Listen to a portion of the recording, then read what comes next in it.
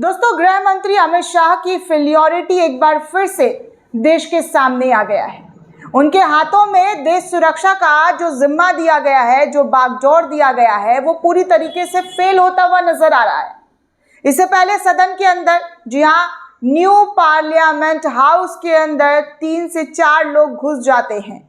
Security पर सवाल उठता है। अमित शाह से तमाम सांसद जो है सवाल पूछते हैं कि वो जवाब दे, किस तरीके से संसद भवन के अंदर जो है ये लोग पहुंच जाते हैं। पास दिया जाता है बीजेपी के नेता की तरफ से, लेकिन ये सब मामला जो है रफा दफा कर दिया जाता है। इनफैक्ट जो आवाज़ उठाते हैं 143 सांसदों को बाहर का रास्ता दिखा दिया जाता है, उनको निलंबन कर दिया जाता है। सब बाहर पड़े रहे हैं, सब हंगामा कर रहे हैं, शोर कर रहे हैं, मांग कर रहे हैं, लेकिन इसको भी मुद्दा नहीं बनाया जाता है। गोदी मीडिया इस पर बहस नहीं करती है कि ऐसा 75 सालों में देखने को पहली बार मिला है जब कोई आवाज़ उठा रहा है, जब गृह मंत्री से सवाल पूछ रहा है, उनकी सुरक्षा को लेकर सवाल पूछ रहा है, देश सुरक्षा को लेकर सवाल पूछ रहा है, तो उन तमाम चीज़ों को साइड कर दिया जाता है, दरकिनार कर दिया जाता है। फिर क्या आता है तो मिमिक्री का मामला।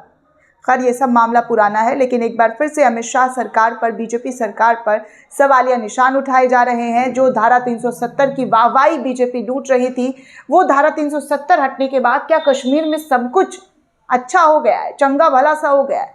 क्या कश्मीर की जनता खुशहाल तरीके से रह रही है? तो चलिए उसका जवाब देते हैं कि कश्मीर में कैसे लगातार आतंकी हमले हो रहे हैं। शेर पाला है, शेर, शेर का नारा दिया जाता है ना, 56 इंच वाले के राज्य में 370 हटने के बाद भी कश्मीर की क्या हालत है। तो सबसे पहले मैं सोशल मीडिया यूज़र और ये पत्रकार है रणविजय सिंह, इनके हवाले से क्या कुछ ट्वीट किया गया है, ये जानकारी आपको साझा कर रही हूँ कि कैसे जम्मू कश्मीर में आतंकी घटनाओं में 25 सुरक्षाकर्मी शहीद हुए इस साल नवंबर तक। जी हाँ, इस साल नवंबर की घटना है। वहीं आतंकी घटनाओं में 13 आम नागरिक मारे गए हैं और कल जो हुआ है, कल आतंकी हमले में 5 जवान शहीद हो गए हैं। यानी कि लगातार आतंकी हमले कर रहे हैं।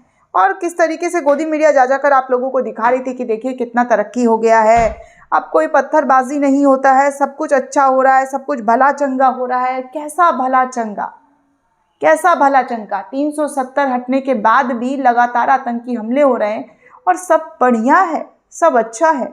और किसी मीडिया चैनल में हिम्मत नहीं है कि वो सवाल पूछ ले, वो बोले कि गृह मंत्री जी, आपकी जो जिम्मेदारी है उस जिम्मेदारी में आप चूक गए हैं, आपसे नहीं हो पा रहा है।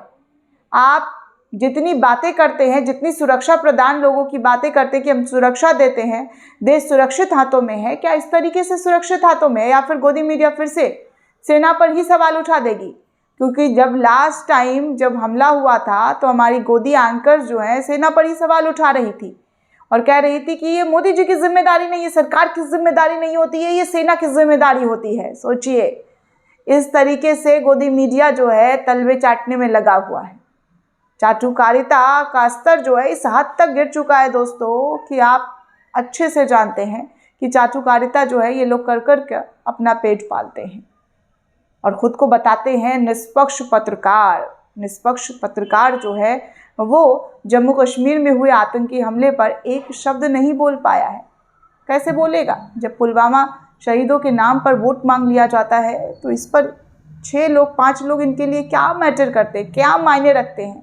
इनके लिए कोई मायने नहीं रखता है। इनके लिए सिर्फ मायने रखता है तो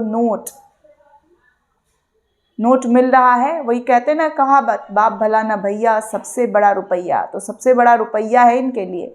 आपकी क्या जो है, आप देश के लिए क्या कर सकते हैं, आपकी क्या अहमियत है, 4th पिलर ऑफ डेमोक्रेसी किसे कहते हैं, ये सब इनके पल्ले नहीं पड़ता है।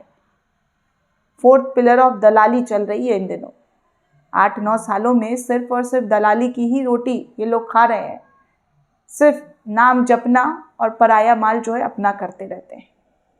इनके हिम्मत होती इनके गुर्दे में, इनमें होती रीढ़ की हड्डी, तो आज पूछते हैं कि 370 तो हट गया, सुप्रीम कोर्ट ने भी इसे सही माना, लेकिन फिर इस तरीके से क्यों घटनाएं हो रही हैं, इस तरीके से लोगों को क्यों मारा जा रहा है, वहाँ पर जवान क्यों शहीद हो रहे हैं जब सब कुछ भला चंगा है? तो दोस्तों, इस पूरे रिपोर्ट को लेकर आप क्या सोचते हैं, आपकी क्या प्रतिक्रिया है, हमें कमेंट करके ज़रूर बताइएगा।